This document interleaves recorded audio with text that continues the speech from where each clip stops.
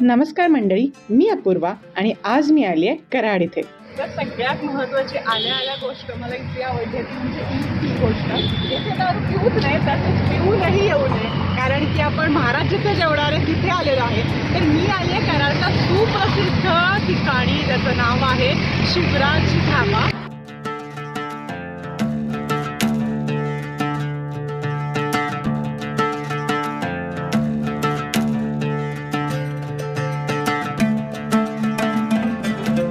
बाकीचे इंट्रोडक्शन वगैरे आपण बघूयातच, पण मला लागली आहे खूप भूक. त्याच्यामुळे आधी आपण जाऊयात आतमध्ये, छत्रपती शिवाजी महाराजांना वंदन करून मग आपण इथे ऑर्डर करूया. चल.